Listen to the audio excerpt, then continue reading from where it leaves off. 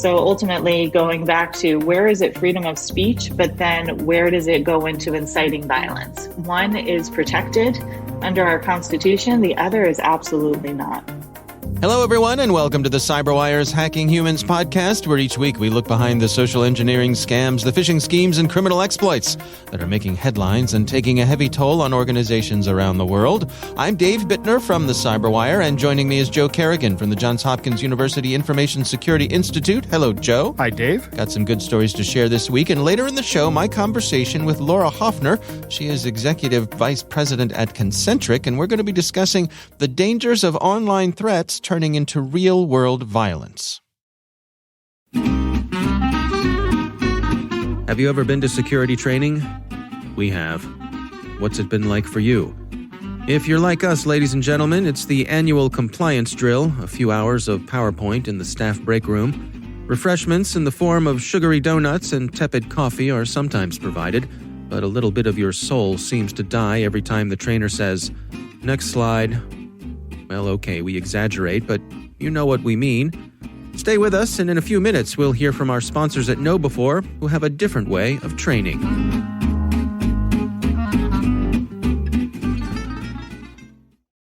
All right, Joe, we got some good stories to share this week. I'm going to start things off for us. So, I have another show I do on our CyberWire network called Research Saturday. Yes. And that is where I talk to information security researchers about the research they're doing and share the story of the research. Mm-hmm. So I recently spoke to a gentleman named John Hammond from a company called Huntress, and they're in the threat hunting business. And we were talking about some of their research on malware called BABYSHARK. Which is BABYSHARK. Yes, it's called BABYSHARK. Thanks, Dave. You know what I have in my head, right? Everybody, I do. Yes, everybody I do. out there has that same thing in their head. Well, I didn't name it. So, and it is very interesting research from them and goes into a lot of the technical stuff. So if that's something you're interested in, that'll be coming up on Research Saturday in the next couple weeks. But what drew my attention and what I think is relevant to this show is the actual fish that the bad guys used and the fish bait that I thought was particularly novel and in this case very effective. Mm-hmm. So let me set the stage for you here. Okay. These bad people who we suppose were from China, okay, were targeting think tanks. Right. So political organizations, people coming up with policy opinions and things like that. This is something that China frequently does. They do indeed. So what they did was they would reach out to people that they were targeting, and the email would say, VOA interview request, China's role in North Korea diplomacy in times of rivalry. So VOA is Voice of America. Right. And they would say, I hope you've been well. This is so-and-so with VOA Korean Service. I'm collecting experts' opinions looking at how China will factor into North Korean diplomacy. Will you be available for answering the below questions with about 200 words respectively? I hope you kindly consider. I'd be very grateful if you could send me your answers within 5 days. Thank you. And then there's a return address to Voice of America, so on and so forth. And 4 questions, right? Right. And they're all reasonable questions. So the person who gets this, and I'll add, no links, no attachments, right? There's nothing seemingly malicious here. Just looks like a regular old email. Right. Looks like a media request email. I get these frequently, actually. Yes. So the victim replies and provides the answers to the questions, thinking that they're talking to someone at VOA. They want to be helpful. Right. The threat actor responds and says, many thanks for this. It's very good material. I did rearrange it a bit. To be secure, this is protected, and they have a link with a password. Mm-hmm. And they say, please let me know if it meets your mind. Thank you for your time and consideration again. So what they've done here, they've said, great job. Right. We had to make a few edits. Yep. Before we use this, will you please review the edits? Right. To make sure this is secure, I provided a password-protected link. Here's the password. So now, if the person goes through, it's a OneDrive link. They download a file. Right. The file was named VOA_Korea.zip. Right? .zip. .zip. Okay. They open the file. It's Right. an Excel, or I'm sorry, it's a Word document, Word document. right? Probably teeming with malicious macros. They open the Word document. They get a thing that comes up that says, please enable macros. And Bob's your uncle. Right. Right? So they are got. Right. Now, what I think is particularly clever about this is the path that they lead the victim down. Right. By initially doing something innocuous, establishing trust, doing it in a way that they can stroke their ego a little bit. Hey, you're an expert on this. Would you provide your opinions? People love to provide their opinions, right? And so they have an exchange back and forth, establishing rapport. Then they provide a link with a password. Well, something with a password, that couldn't be bad. Passwords make things safe, right, Joe? Right. And then at this point, they download the file, a properly named file, nothing unusual here. This is a lot of effort. This sounds like it's an intelligence agency running this effort. Yes, and I believe it is. Yeah. I believe it is. But that's what really caught my attention here was the degree to which they go through the effort, but also the effectiveness of it. That I think this is a pretty good pretense for this for a is something, fish, right? Every now and then I come across one of these things that I say, this is something that would work on me, right? And this is one of them because, like I said, I, from time to time, will get media requests that look very much like this. Yeah. I will, generally, if somebody wants me to write something, I might take the time to do that, depending on who it is. Like I think there was one thing I did for the Wall Street Journal where I actually wrote something, right? And the Voice of America is an outlet I know. Sure. Right? Maybe I would write something for them. Yeah. And then they would send me something back. I would like to think that when I got the email attachment that said, or when I got the file that said, please enable macros, that I would have been like, And I have to say, in my interview with John Hammond from Huntress, he made the point, like, this is the part where the security researchers were sort of banging their head against the desk going, you know, all of these protections we put in place, all of these things we do, and the person still enabled macros, all the training. Yeah. You know, so while the training is good, the training is important, you still have to have defense in depth. You have to have, beyond that, things that can catch this sort of thing. Right. And according to their research, once these folks got into this system, they were in there for about a year. Really? Yeah. Well, that's not uncommon. Yeah.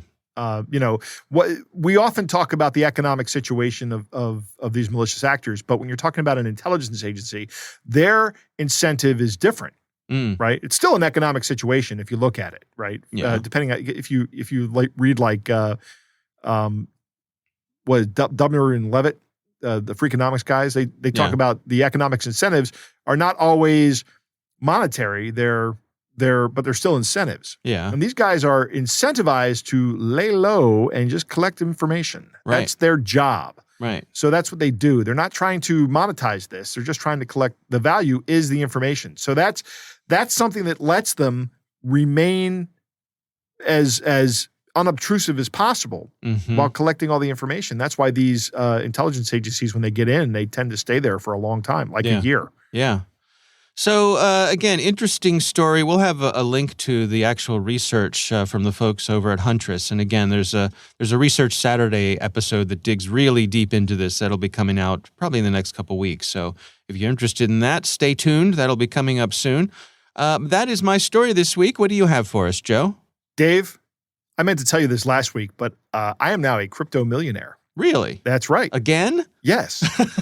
Okay. I bought 1 million Shiba Inu tokens. Oh. So now I have 1 million tokens. Okay. So, you know, it cost me $25 to become a millionaire.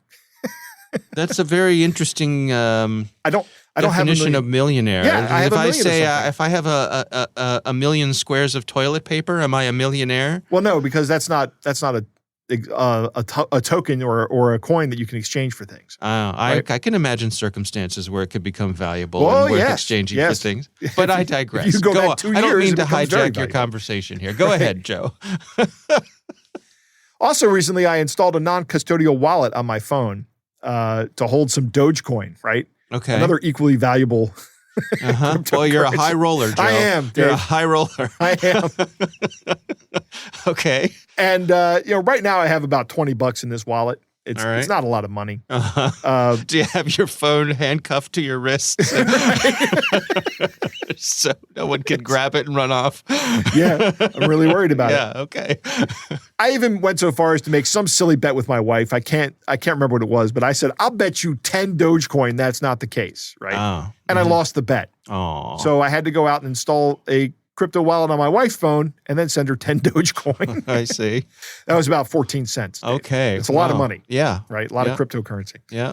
But all of this got me thinking about scams that are connected to cryptocurrency. Yeah. Not cryptography, but because if you think about cryptocurrency scams, one of the big benefits of cryptocurrency, one of the benefits it's touted is it's a decentralized means of transferring something of value. Yeah. Right? Or something Right. that we can say has value. Right. It's intrinsically not valuable. We all agree. We Right. all buy into the fantasy that it has value. Right. Which is, fiat currency is pretty much the The same thing, so, right? We all agree that it has some value. Although that has the good faith and backing of, The federal government. federal government and the FDIC insurance and so on and so forth. Right. But go ahead.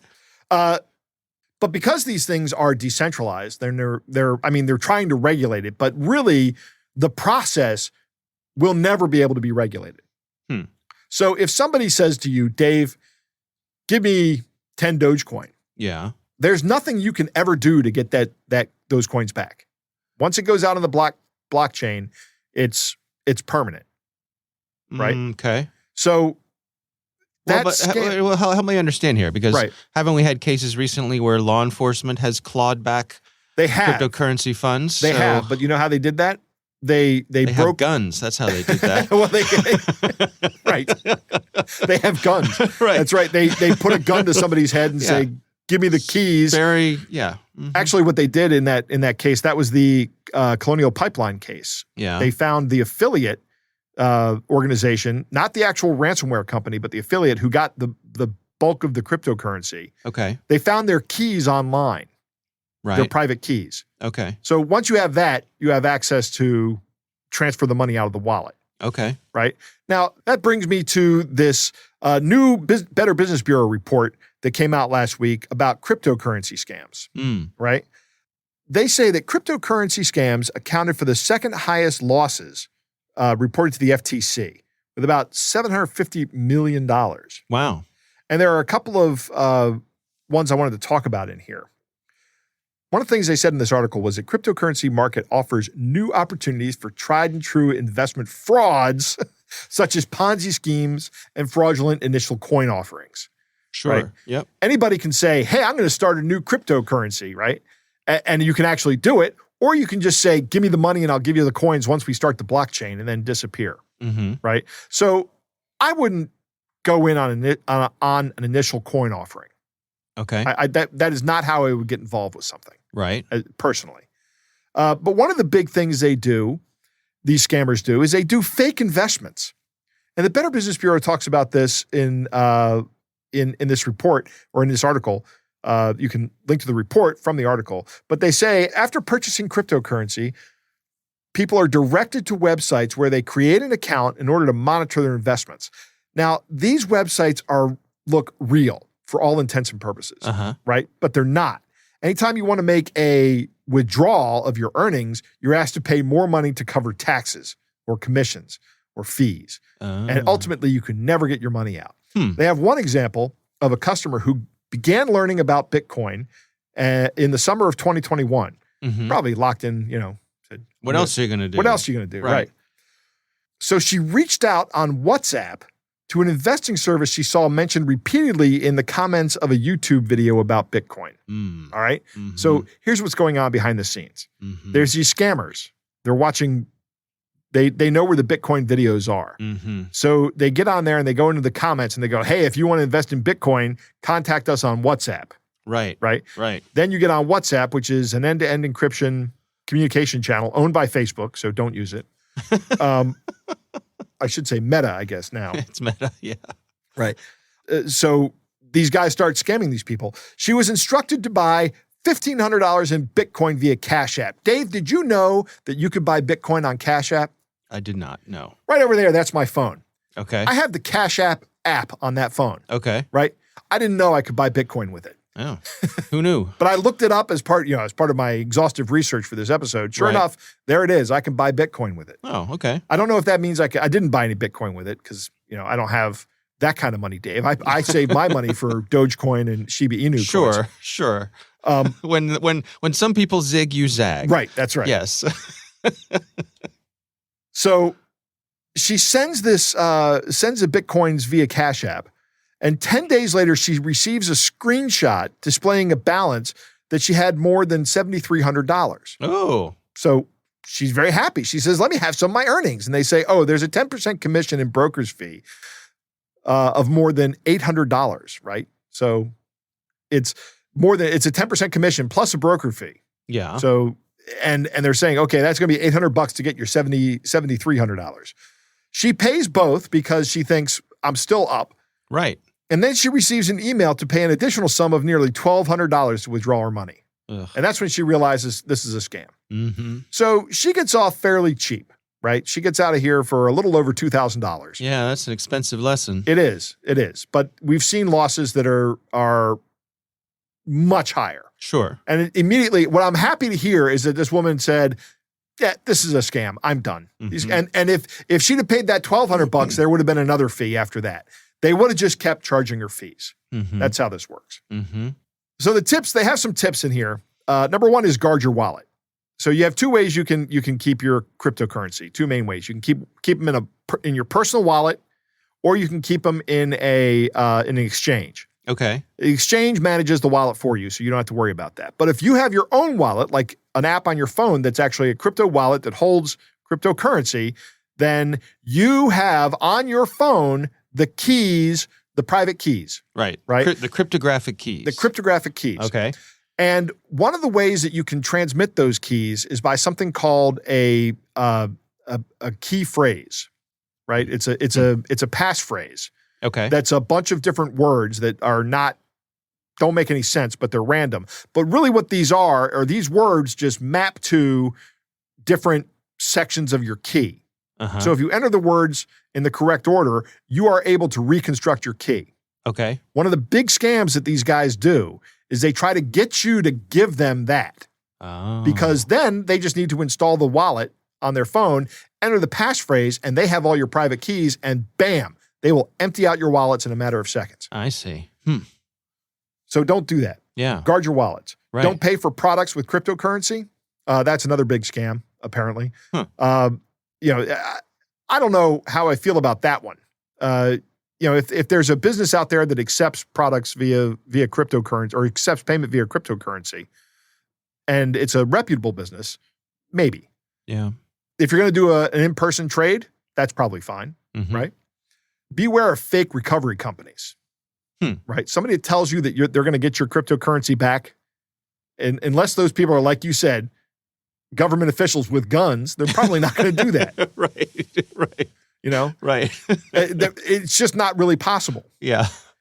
Be wary of celebrity endorsements. We've seen this multiple times. There's always that picture of Warren Buffett holding the big Bitcoin. Right. That's actually not a celebrity endorsement. Right. Only download apps from the Google Play Store or the App Store. And even here, you're probably not 100% safe. Some of these apps are going to be, there's nothing that says in an app store that if the app is relatively new, they could give you a wallet address that looks like it's your wallet address, and it's just their wallet address, and the Bitcoin never shows up in your wallet on your phone. It just goes directly to them, right? And finally, the last one I'm going to talk about here is if you are looking at crypto investments, never believe promises of guaranteed returns. There is no such thing as a promise of guaranteed returns in cryptocurrency. Even if you're talking about staking cryptocurrencies, which actually pay like dividends for holding the cryptocurrency, because it uses a different way of generating the next block. There's no guarantee that that's going to be profitable for you, period. Right, and it's not like, a bank account is FDIC insured. Like that doesn't exist. That does not exist in cryptocurrency. You are taking risks. Do Right. not invest any cryptocurrency money you are not prepared to absolutely lose. Like the $25 I paid to become a Shiba Inu millionaire, Dave. I am prepared to absolutely just lose that $25. In fact, I view that $25 as the cost of me being able to tell people I'm a crypto millionaire. Think of your kids, Joe. Think of your kids. I paid $25 to make a joke. Reckless disregard for the future well-being of your family. $25. Goodness. Oh. Yes. Oh. My heart breaks. All right. Well, interesting stuff and good advice for sure. We will have a link to that. Again, that's from the BBB, the Better Business Bureau. They've always got good information on this stuff. It sort of surprises me because I think of the BBB as being kind of one of those old brands. Yeah. But they're staying current with this. They really are. They're doing a good job with it. Yeah. I'll agree with that 100%. All right. Well, those are our stories this week. We will have links to them, of course, in the show notes. Joe, it is time to move on to our catch of the day.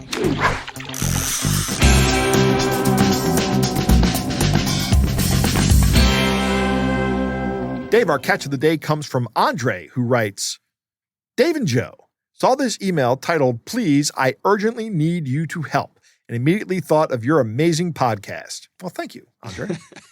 I've enjoyed the content for many years. Thanks for all you do for the security community.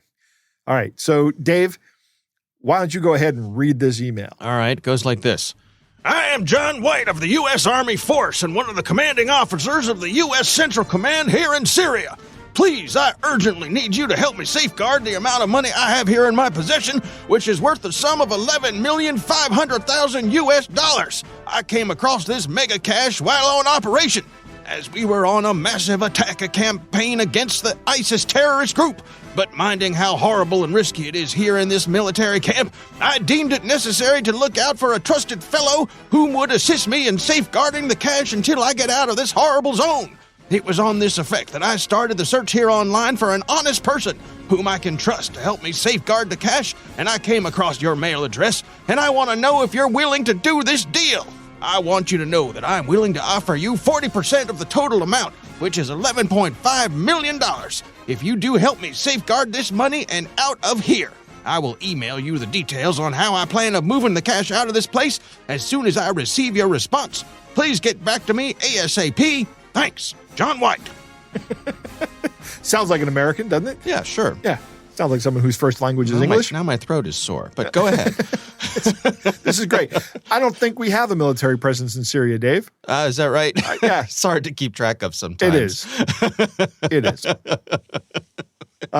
Here's another thing. The U.S. Army will never need anybody else's assistance in moving around $11.5 million. No. That is something they can handle. Yeah. If they from time to time, they do come into large caches of things like weapons and possibly money. They don't have any problem taking care of those things. They don't need your help. Nobody's going to give you 40%. I mean, that's just, first off, the whole thing's a scam, of course. Yeah, it's an advance fee scam. Yep. Right? Hey, help me out. Okay, now I need $2,000 to set up this bank account. Mm-hmm. And then I'll transfer the money in there. And then okay, now they need another $3,000 for this. It's going to be the same kind of thing like it was in the story, in my story today, where they just start adding follow-on fees. Right.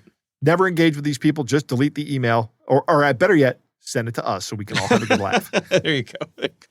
All right. Well, our thanks to Andre for sending that in. We would love to hear from you if you have something you'd like us to consider for our catch of the day or a story you'd like us to cover. You can send it to us. It's hackinghumans@thecyberwire.com.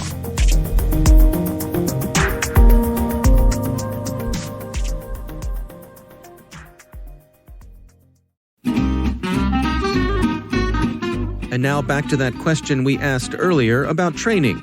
Our sponsors at KnowBe4 want to spring you from that break room with new school security awareness training. They've got the world's largest security awareness training library, and its content is always fresh.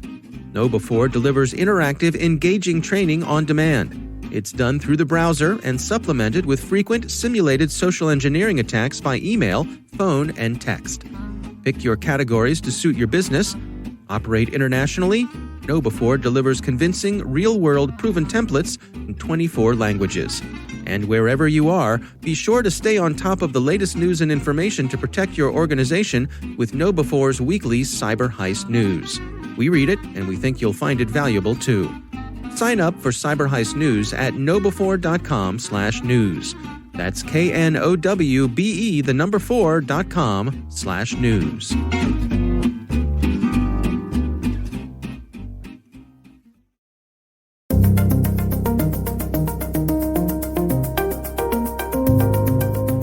Joe, I recently had the pleasure of speaking with Laura Hoffner. She is Executive Vice President at Concentric, and we're discussing the dangers of online threats turning into real-world violence. Here's my conversation with Laura Hoffner. This is an entire generation and career that we just haven't had to deal with until the recent history.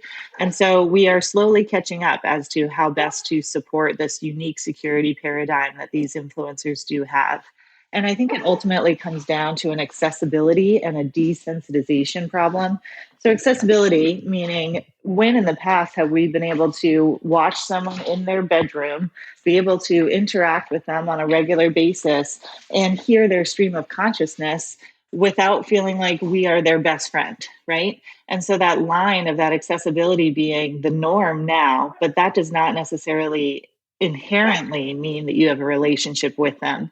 And then the desensitization, as these poor influencers are streaming throughout their role online, the threats and the comments on who they are, what they look like, where they're living, and things that could be done to them is perceived as normal and okay. And so when that threshold for the noise is just so high, it's very hard to discern where it becomes a threat versus this freedom of speech line. So ultimately, going back to where is it freedom of speech, but then where does it go into inciting violence? One is protected under our Constitution, the other is absolutely not.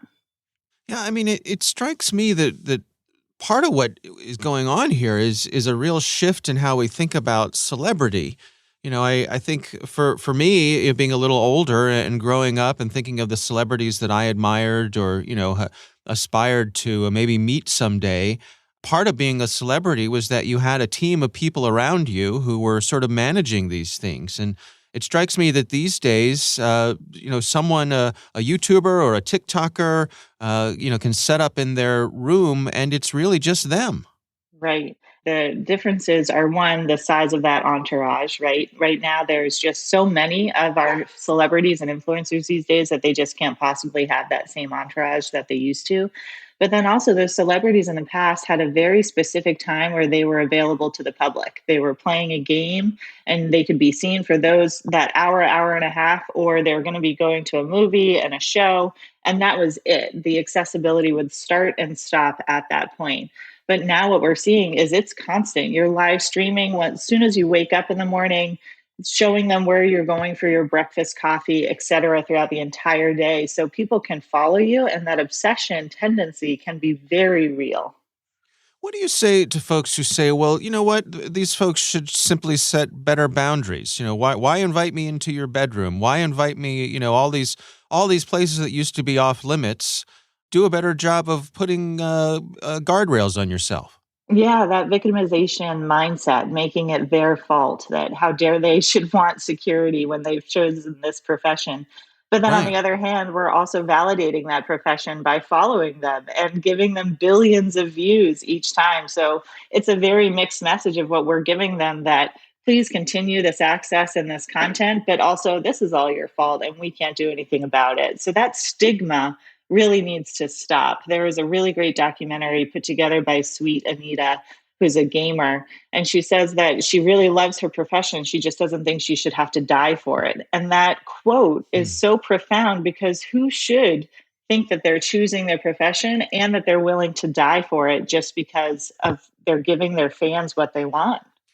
I've heard from folks who've run into these sort of situations that when it gets to the point where they feel as though they have to go to law enforcement, that quite often law enforcement just doesn't know what to do with them.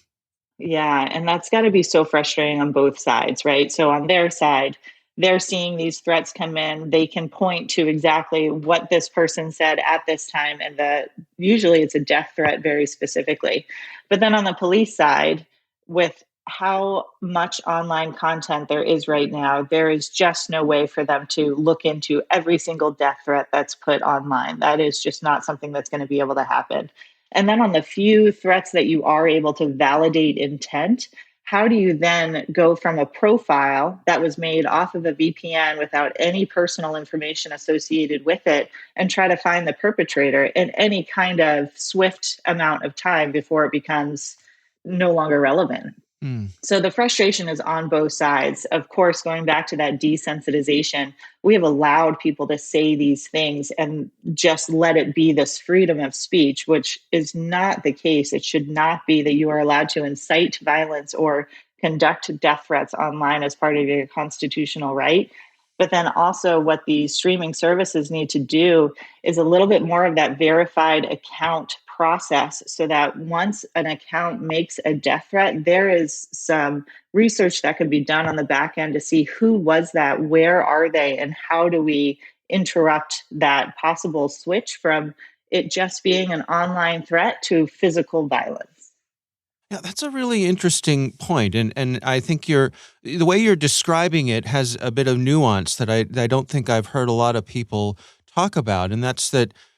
I think a lot of these platforms are kind of, I think their impulse is to hide behind Section 230 of the Communications Decency Act to say, oh, we're just a platform, we're allowing people on here, we can't be responsible for what they're saying. But to have that balance of allowing a certain amount of anonymity, but still behind the scenes have verification of who people actually are, in my mind, that could be a bit of a sweet spot. Exactly. And right now, as it stands, yes, you are not allowed to make death threats. That is in violation of the terms of service of most, if not all, of these streaming services. But once an account gets locked or taken down, they can easily just make a new account and they don't need any personal information. That account doesn't need to be verified. So these people are just going through account after account after account, and it's impossible to tie it back to that initial death threat because it's all perceived as different people. Are there examples of influencers who are doing this particularly well? I mean, are there best practices in terms of using the tools that are available to manage your audience and build a community that has your back when these sorts of things arise? That's a tough answer to provide because it's essentially proving a negative, right? The people who are Yeah, not in the news for being stalked are the people who are most likely doing it right. So I yeah, haven't been able yeah. to find many of them, but what people can do is not stream from your bedroom. Put a blanket background. Do not post while you're at certain locations that can be stalked. Post after the fact. Don't actually put any locations because if you go to it with any regularity, that link is going to be made. And then also requesting these streaming services, these people who have millions, if not billions, of followers, have a point of influence with these streaming services to ask them for this verification. And I think that's their right to do so. Never would we not assume that in the physical world, these NBA stars or these movie stars would be able to be harassed, attacked, stalked at these locations without that overall company that's hosting them and allowing their stardom to protect them for that. So I think these streaming services, very similar to what we saw with Facebook, there's an obligation. You can no longer just say, we're the host, whatever happens, happens. You have a moral obligation to assist these people that you are providing this career for. Is there any recognition by regulators that this is an area that requires some of their attention? Yes, I do think there is, but it's such a complicated conversation because of exactly that freedom of speech line in the sand, and then Mm. also the law enforcement bandwidth issue. So there's no easy solution, and that's why it keeps getting pushed back onto the influencer as their problem. I've seen in some of the cybersecurity circles that I run in on social media that occasionally you'll see someone who takes it upon themselves to track down some of these folks who are up to no good, use open source information. And I have to say some of the most gratifying ones are when they discover that they're teenage boys and they reach out to their moms. Yeah, I, and I even realize that's not I realize that's not a scalable solution, but it sure does feel good. it sure does. Don't we love a good justice story, right? That's right. That's right. Even if it's vigilante justice, sometimes you can't help but smile. But then that also depends on the mom doing the right thing. Even in this Yeah. Sweet Anita documentary, she interviewed a bunch of other influencers about the security issues that they've had, and one of them identified that it was an underage male who had been stalking him and sending him death threats. And he reached out to the man's father and said, please make your son stop doing this. And the father's response was, my son would never do that. He's a good guy. Mm. So you're always having to depend on someone else to essentially do the right thing, which is really hard to enforce. Right. Well, I mean, until we get there with better tools and better enforcement and as we say, making people register themselves on some of these platforms, to what degree is education an element here of letting the folks know who want to be influencers, who aspire to that, putting these best practices in front of them so that as they create these accounts and these personas that they know what they're in for, but they also have the proper tools to try to manage these things. And I think this new generation knows that better than anybody, but it's this middle generation that we still need to teach that to. Those who just didn't think that when the internet first started that they assumed that they could stay anonymous in the internet, or that they could just take away one of their usernames and go to another and they'd never be associated between the two, even though they linked them by email address.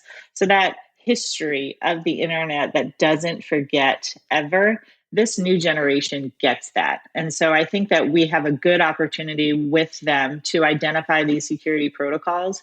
But in regards to the education requirement, what we also need to do is remove this stigma that just because these stars are choosing this life, that they're not entitled to the same safety and privacy that we are.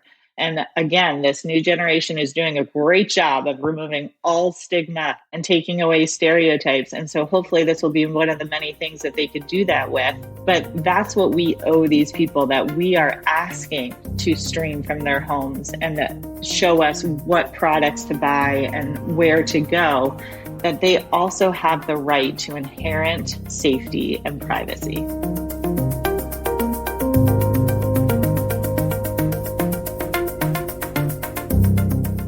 Joe, what do you think? Dave, I might be too much of an angry old man here. Okay. But I think the relationships that people have with influencers are unhealthy. I think by their nature, they're unhealthy. There is a huge shift in the paradigm of what's valuable in industry. And one of the most valuable things in industry now is influence. Okay. And we see that in the tech industry more than we see it anywhere else. But influence has actually always been a very important part of like marketing and things like that. Sure. But now it's so amplified, right? Yeah. Through social media and through the diversity of our general media as a whole. I mean, remember, Dave, you remember when we were kids and we'd sit on the front porch and there'd only be 3 channels on TV? Well, you know what? I'm thinking about like when we were kids, and my sister would be very excited to get the latest edition of Tiger Beat magazine. Right. To see what sneakers Donny Osmond was wearing. Yeah. Right? Yeah. So to me, like that was the influencer culture back then. Yes. But I think, and I suspect part of what you're getting at here is that social media allows us to feel even more connected to these people. Right. Exactly. That's my point, is that this is the same asymmetric relationship it's always been. It has not changed, but it feels like it has. Okay. Right? Because you're interacting with people, or actually, I'm not interacting. You and I probably aren't. Do you follow any influencers, Dave? I probably do. I don't know. No, I guess not. No one that people would consider. Not like none of the big ones. Like I follow on YouTube Smarter Every Day and Jeremy Fielding. Yeah. But those guys do which by the way are great channels. And Mark Rober is another good one. And I enjoy what those guys do, but I have no illusion that they know who Joe Kerrigan is. Right. Right. And when you're interacting with these people on like Facebook or on Twitch, they can see your comment roll by and they may say something about it. Right. And that has an endorphin hit. Yeah. Right. So I really think that this is an unhealthy situation that people need to understand the asymmetric nature of this. It's still essentially going and getting a Tiger Beat magazine. Right. But it feels like the way you interact with your friends on Facebook. Or on Twitter or wherever your social media, whatever the kids are using these days. Right. that old man rant out of the way, Okay. I will say that what Laura is doing here is something that needs to be done. These people are subjected to, because of the very nature of what I just said, these people are subjected to all kinds of things that other people you and I would never be subjected to because we're not influencers, right? Mm-hmm. And the operational security that these people have to go through, they really have to be mindful of this. One of the things about these influencers is that they're young people. Right. Right. And young people do stupid things. Count on it. Right. And as I've said, I think I've said this now continuously for 3 episodes. I'm glad this stuff wasn't around when I was a kid because, you know, I don't know. Youth is wasted on the young. It Joe. is. Yeah. My son, when I say it to my son, he goes, and retirement's wasted on the old. Oh, okay. Fair enough. Touché. Right. But I don't know. You know me, Dave. I'm a big advocate for freedom of speech. Yes, you are. Right. Mm-hmm. But there are things that you can be punished for when you say them. Yeah. And I don't mean punished by some capricious moderating system. Okay. I mean legally punished for. Right. And when you take a class or take a major in something like communications or in journalism or in English or, you know, speech and debate, you quickly learn about the legal framework of freedom of speech. Right. Right. Freedom of speech is not the right to say anything at all. Yeah. And there are limits on it, like slander.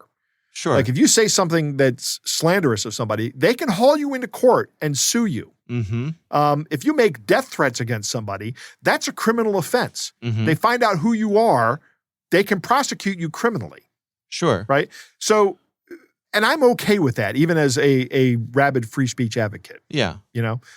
But from the streamer's perspective, from the influencer's perspective, you have to take this as an operational security problem, right? You have to understand, people are going to make these kind of death threats to you. How are you going to handle that? Mm-hmm. How are you going to make sure that they don't find out where you live? Maybe you do something pseudonymous, right? Can you even do that? Is that even possible? Is this a risk that you want to incur? These are judgments you have to make, and I don't think a lot of these younger people are prepared to make those judgments. Right. But I will say this.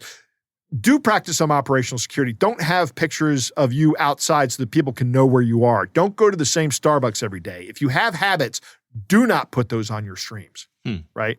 I love seeing the I'm going to tell their mom stories that you were talking about. Yeah. And sometimes that ends well, but every now and then you get that parent that's my kid's a good kid and wouldn't do that. Yeah. Right. You know, my kids were both good kids too. Yeah. But I didn't put it past them to do something remarkably stupid. That's right, because we all have. Right, exactly.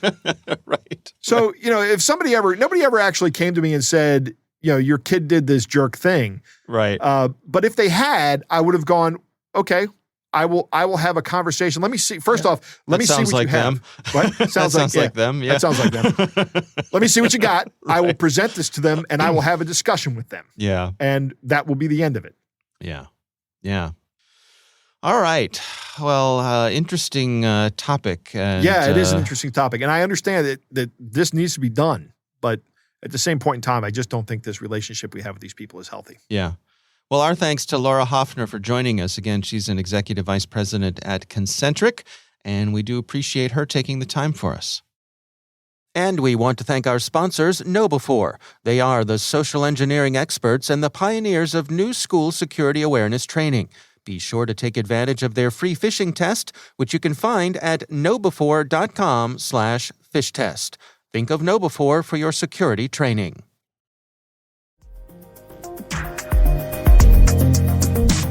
That is our show. We want to thank all of you for listening. We want to thank the Johns Hopkins University Information Security Institute for their participation. You can learn more at isi.jhu.edu.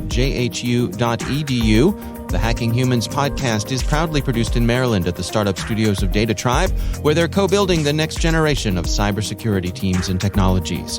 Our senior producer is Jennifer Iben. Our executive editor is Peter Kilpie. I'm Dave Bittner. And I'm Joe Kerrigan. Thanks for listening.